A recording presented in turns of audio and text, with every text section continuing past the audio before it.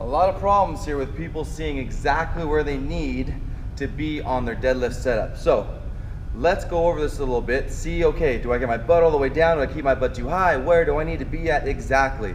And one of my ideas is everyone's gonna basically get a position a little bit differently due to their hamstring tension, okay? That's everything on that deadlift setup to make sure that we're pulling and activating the right muscles through that deadlift, and we're coming up in good balance and harmony through our body. So a lot of times in those setups, we want to try and tinker around and find that positioning of tension through the hamstrings as we set up for that deadlift. And that's why you see a lot of people in the approach, they will start kind of with their butt high and sit down into the deadlift before they start, because you guys want to try and get as comfortable as you can finding, okay, where when I pull and press down, getting that tension, as I'm pressing those heels into the ground, that perfect spot for my hamstring tension. So what you guys want to try and do a little bit on some of your warm-up sets is make sure that when I get in position, number one, take the slack out of the bar and pull up on that baby. So therefore, when I get my weight into the back of my heels, I can press my butt down. Wherever I feel hamstrings loaded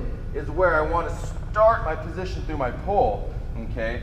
So some people will tend to drop down too low where there's a lot of slack in the hamstrings to where they come up, and then by the time the hamstrings engage, their lower back and their core and all their positioning has been broken. So we want to try and find that perfect kind of slingshot tension before we pull through onto that deadlift. So being able to find for yourself, and everyone's going to be a little bit different, so don't let a lot of people give you slack of where they start versus you.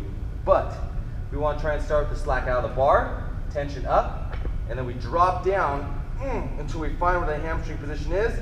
Right, load it up, and pressing back, getting a big butt, hamstring is good, and then boom, I can pull through and come up in that good deadlift position. So a lot of it is finding that tension, loading the rubber band back there, and right when you got it, that's where you fire from. Not too low, not too high, just right. So search around, feel the hamstring on that setup before you start on that deadlift. I bet you'll be able to pull more. Until next time.